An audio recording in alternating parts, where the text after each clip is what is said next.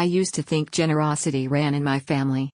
That we took care of each other, not because we had to, but because we wanted to. That's how I justify the checks, the payments, the countless wire transfers over the years. I never kept a tally. Not at first. Not until the night I learned what my family had truly built, not a legacy of love, but a structure of favoritism where I was never meant to belong. It was supposed to be a relaxed Sunday dinner at our family's lakeside cottage. The sun was setting behind Cold Ridge Lake, casting golden streaks across the water. Inside, the air smelled of roasted chicken and cinnamon tea. It should have felt comforting. Instead, it felt like walking into a courtroom. "Lena, we need to talk," my father said, the moment I stepped through the door. I barely had time to hang up my coat before he launched into it, his face red, voice raised. "How could you be so selfish? Your sister needs this money for her business. You've always had more than enough." I froze, still holding the envelope I'd pulled from the mailbox on my way in, a property tax bill addressed to me, not him. Again. "Dad," I said carefully, "I've been covering the taxes on this place for years. Not to mention Mom's physical therapy, your car repairs, Mara's rent when she lost her job. Do you really want to go down this list?" Across the room, my mother sat stiffly on the edge of the sofa, hands folded in her lap. She didn't meet my eyes. That silence, hers, stabbed deeper than my father's words ever could. "We gave you everything growing up," my father said. "And now when your sister needs you, you're abandoning her."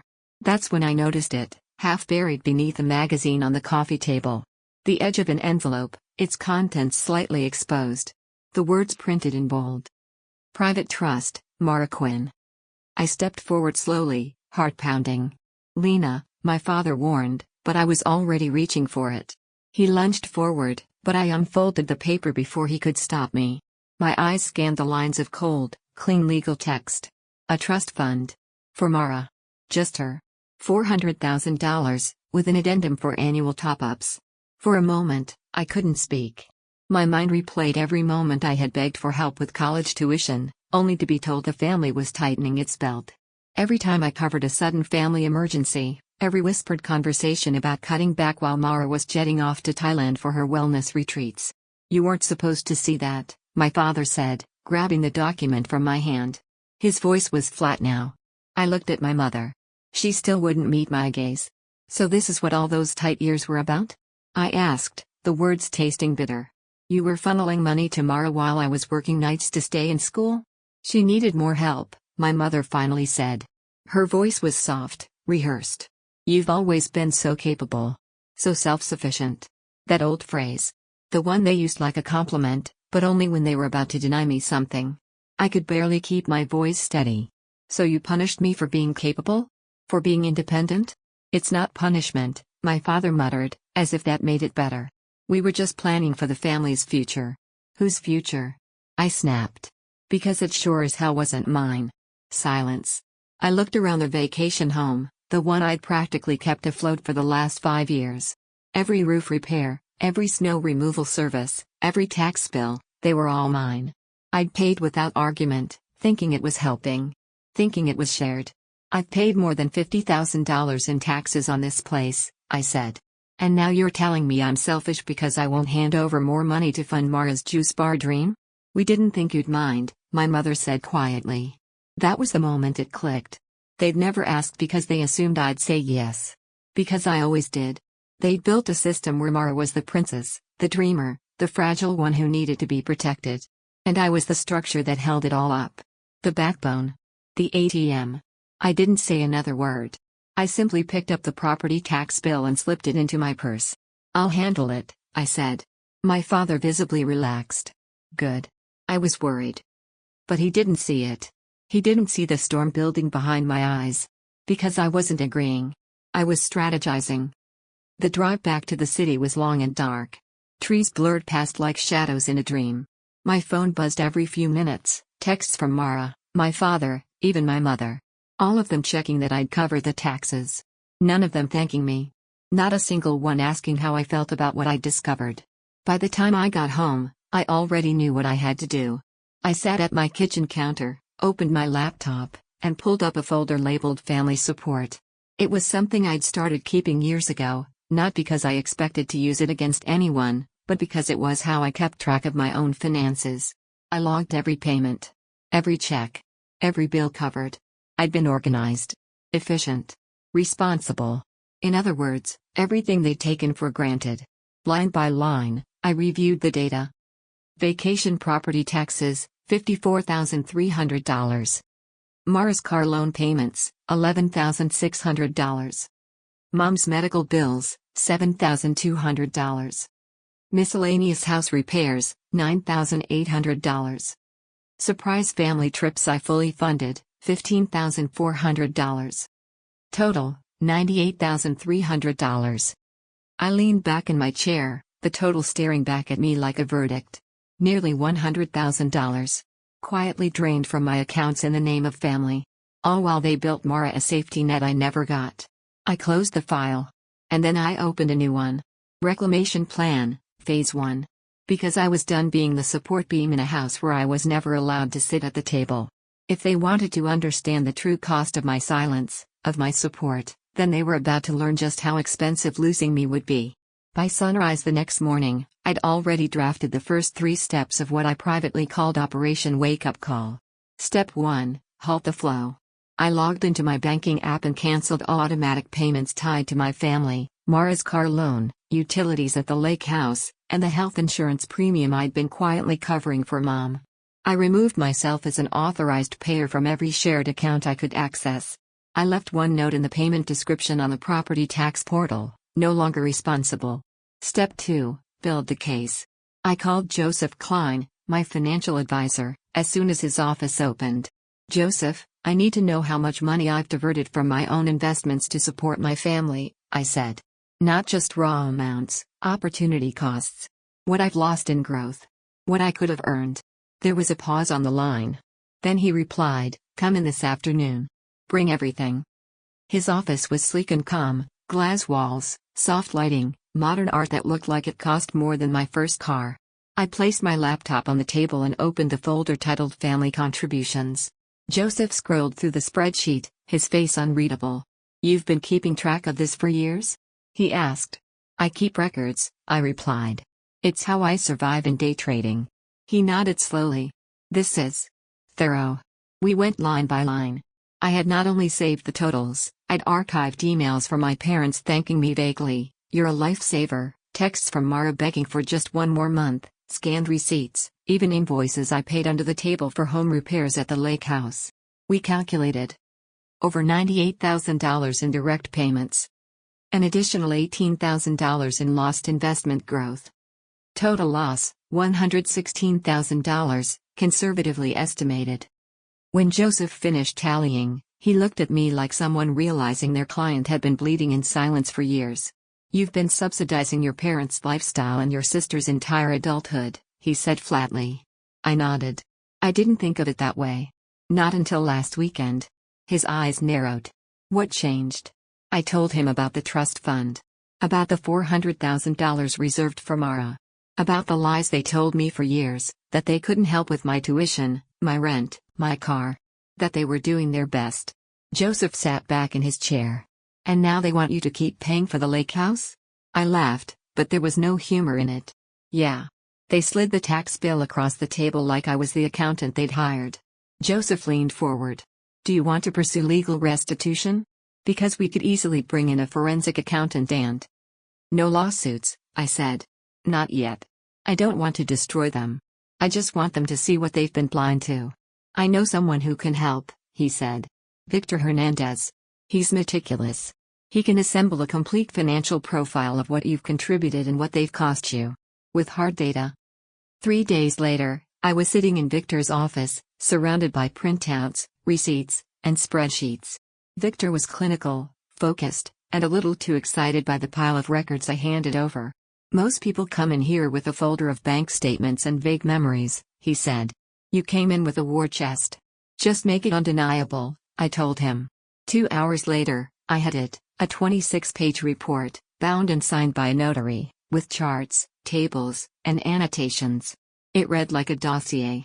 I had contributed $116,000 over 5 years to support my family. The breakdown was brutal. $54,300, property taxes on the lake house.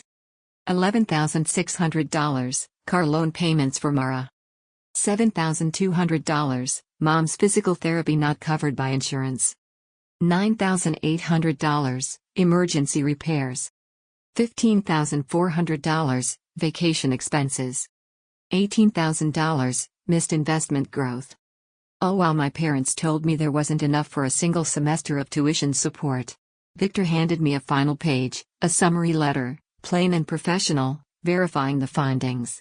This can be used as leverage in any legal or personal confrontation, he said. They won't be able to deny a single number. I slipped the folder into my bag, the weight of it strangely comforting. That evening, my phone lit up again. Mara, Dad says the tax payment still hasn't come through. What's going on? Dad, deadline's in 3 days. We're counting on you. No please. No acknowledgement. Just pressure. I didn't reply. I went to bed early that night, and for the first time in years, I slept deeply. 2 days later, the storm arrived. It began with a voicemail from my mother. Sweetheart, I don't understand why you're doing this. We've always counted on you. Mara can't make her car payment.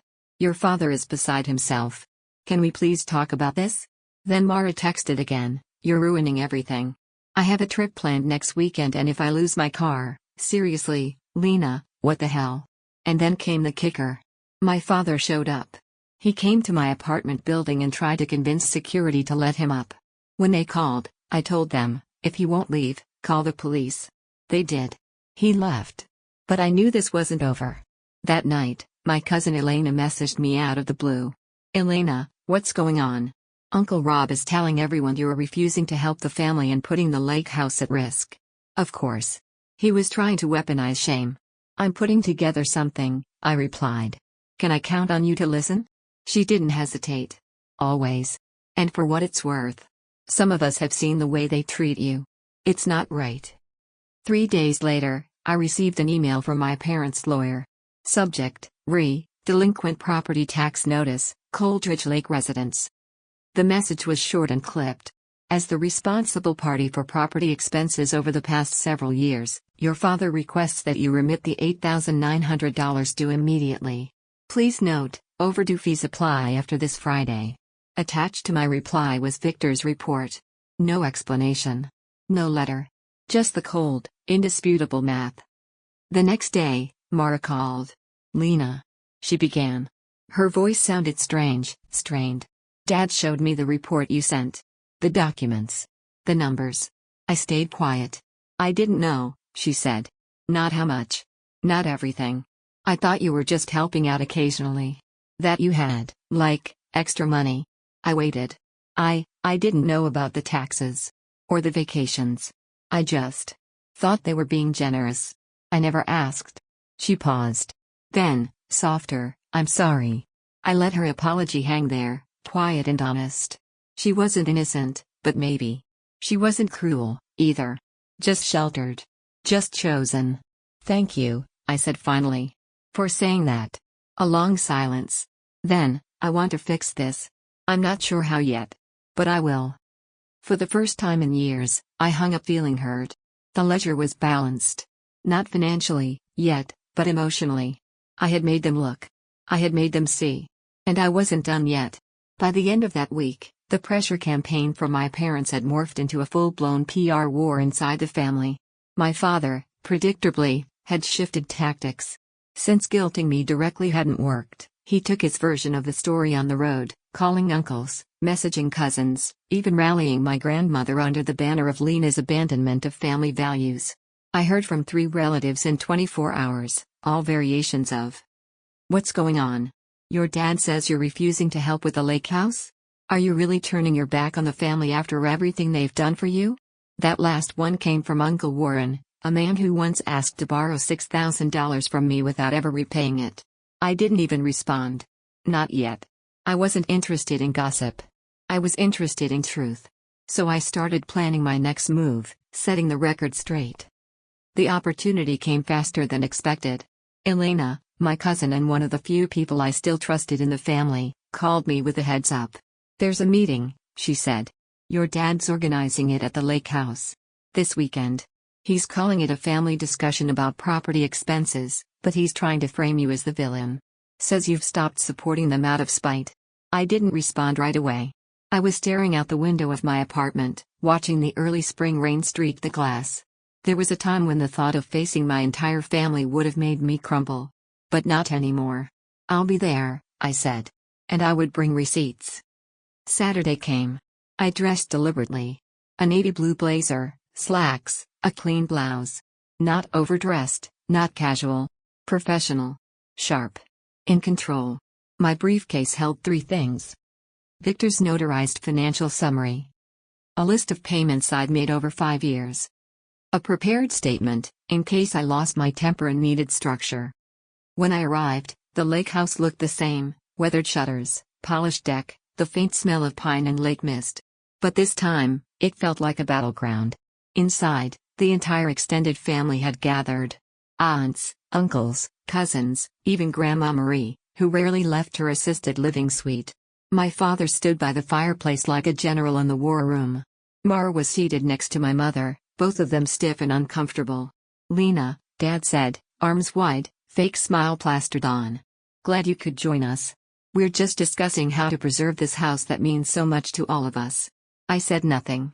Just walked calmly to the coffee table and opened my briefcase. The shuffle of paper seemed to hush the room more effectively than any words. Before you continue, I said, my voice level, I think it's time everyone saw the full picture. I passed around copies of the document Victor had assembled, 5 years of documented financial contributions, itemized and verified. I watched expressions shift from confusion to disbelief to, in some cases, anger. But not at me, at my parents. Murmurs spread.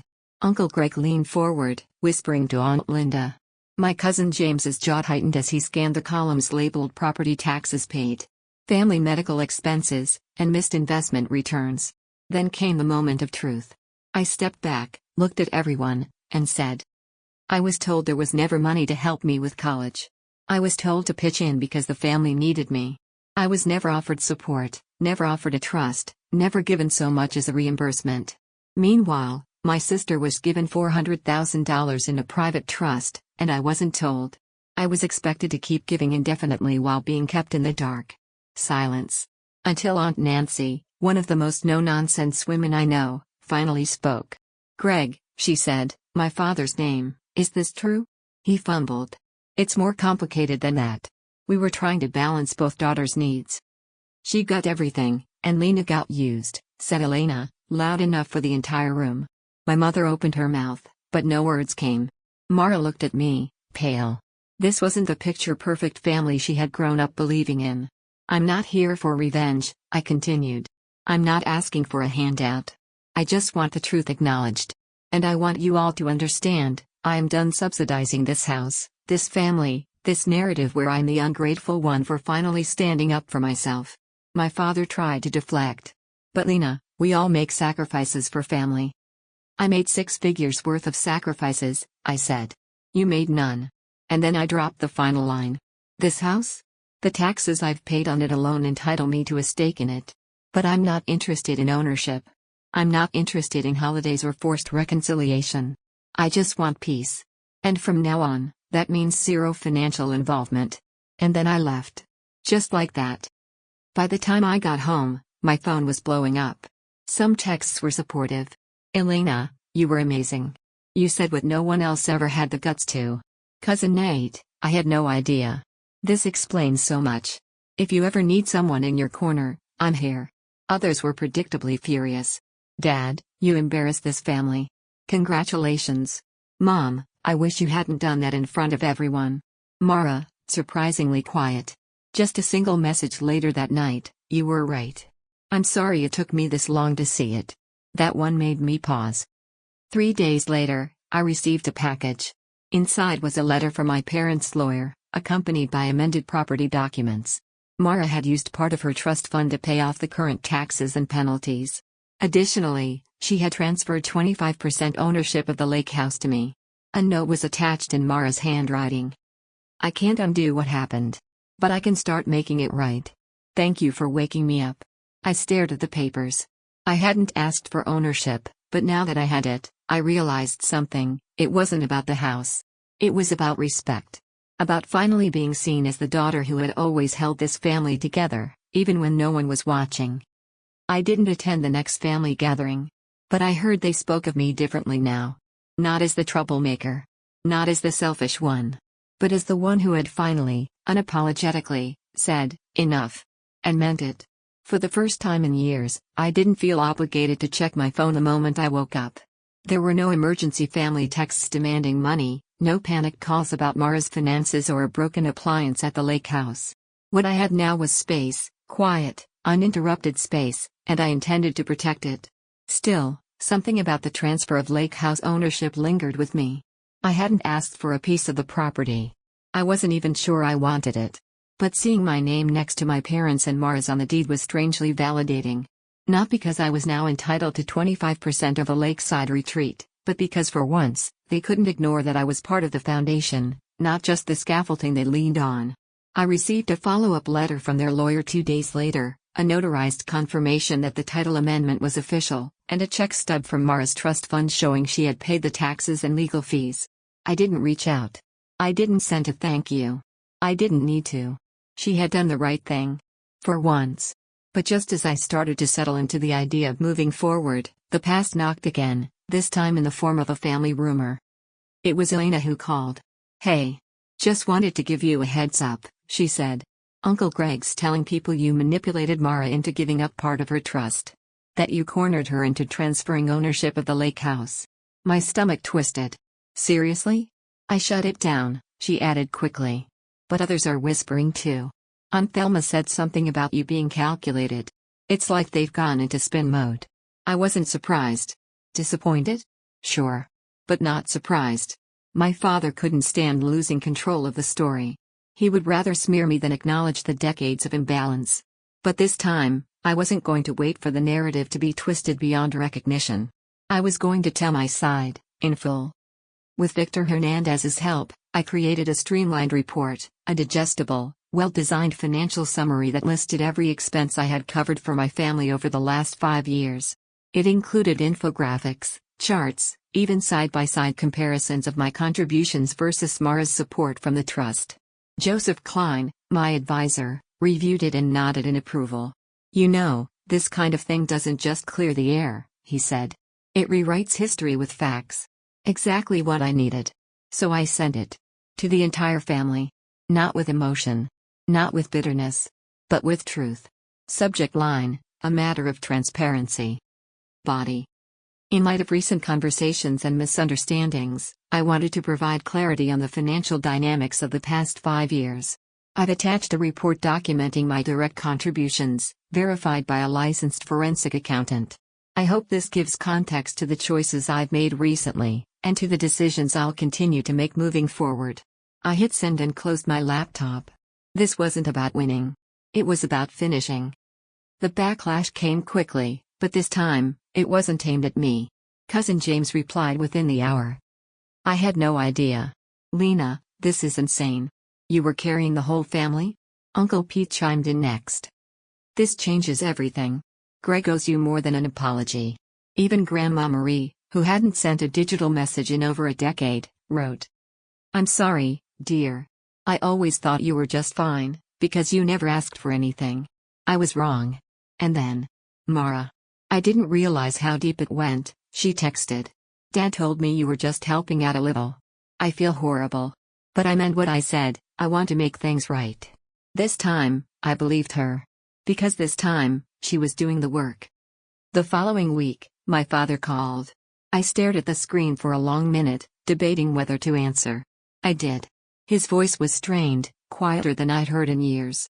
I read the report, he said. And? A pause. Then, a sigh. I didn't know you kept records like that.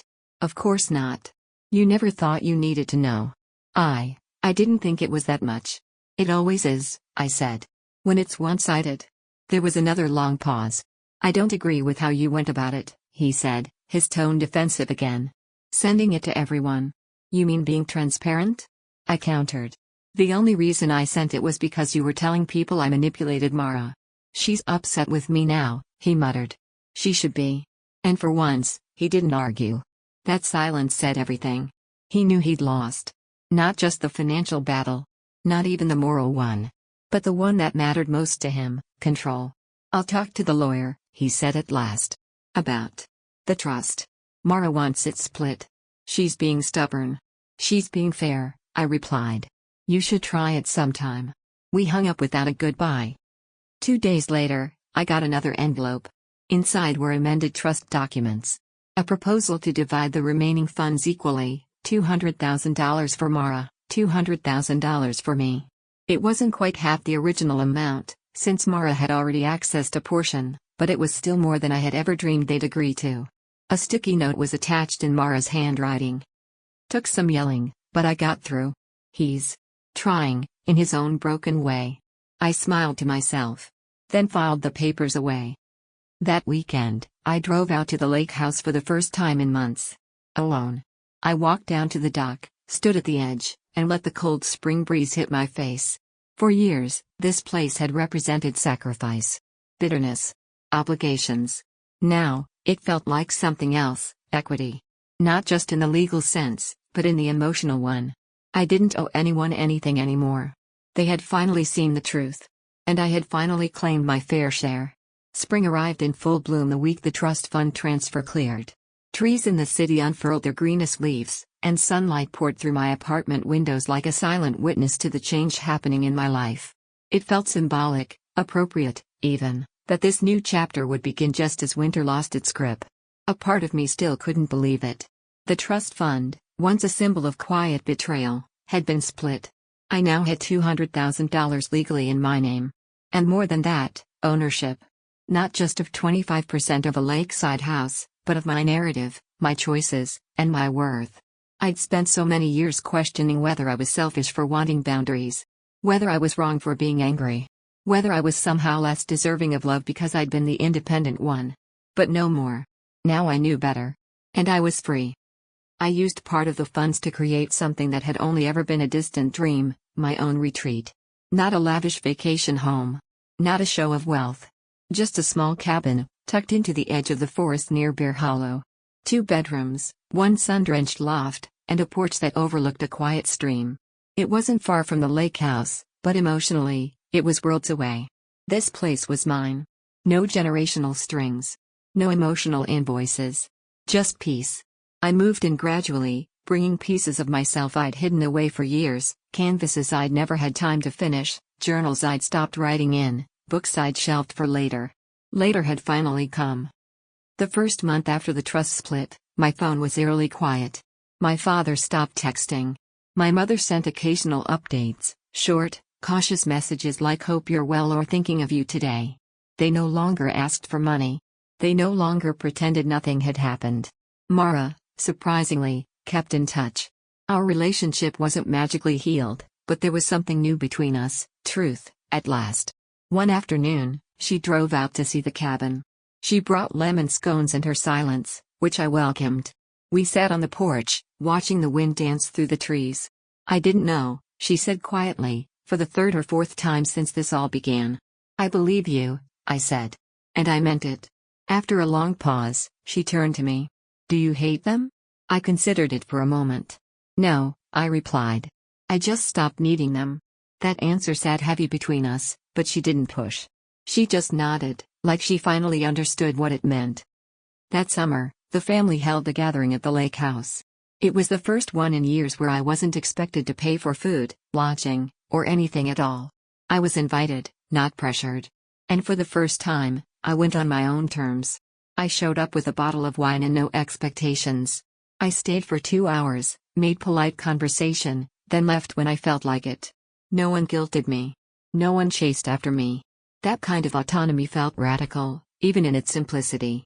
Before I drove off, my mother caught me at the car. "You look happy," she said. "I am," I replied. She hesitated, wringing her hands. "I never meant to make you feel less than." "I know," I said. "But that doesn't mean it didn't happen." Tears welled in her eyes, but I didn't rush to comfort her. She needed to sit with it, just like I had. That was part of healing, too. By fall, I'd launched a side project, a financial wellness course for women. It wasn't anything flashy, just a local program through the community center, teaching budgeting, investment basics, and how to advocate for yourself financially, especially within families that blur emotional and financial lines. I called it Equity Within. Enrollment filled within days. Apparently, I wasn't the only woman who had once been made to feel guilty for having enough, or expected to bankroll a family system built on uneven love. It was cathartic to use my story, not as a weapon, but as a roadmap. To give others the tools I wished I'd had 10 years ago. Helping them helped me. Every class was another layer of my own healing. Then came the holiday season. For the first time in over a decade, I didn't dread it. I didn't worry about flights I'd be pressured to pay for. I didn't spend sleepless nights budgeting gifts or calculating how many surprise expenses might pop up from the family. Instead, I spent Christmas Eve at the cabin with a few close friends and students from the program. We made a fire, played music, and laughed over mulled cider and homemade pie. There were no gifts, just presents. Just peace. Mara sent a picture from the lake house the next morning. Everyone in sweaters. A simple caption, "It's not the same without you, but I'm glad you're happy." I smiled. That was enough. On New Year's Day, I sat down with a blank page in my journal, the same one I'd been too exhausted to write in for years. At the top, I wrote one word. Freedom. Not just financial freedom. Not just freedom from guilt. But freedom from the endless proving, the quiet desperation to be chosen, acknowledged, and included. I didn't need that anymore. I had chosen myself. And it was more than enough. Looking back, I sometimes wonder how long I would have kept sacrificing if I hadn't seen that trust fund document on the coffee table that night. Would I still be paying Mara's car bill? Would I still be covering the taxes, still smiling through the weight of unspoken resentment? I'll never know. But what I do know is this. Sometimes, you don't get the apology you deserve. Sometimes, they never admit they were wrong. But if you're brave enough to tell the truth, if you stop pretending that pain is generosity, you can change everything. You can save yourself. And sometimes, when you do, you help others save themselves, too.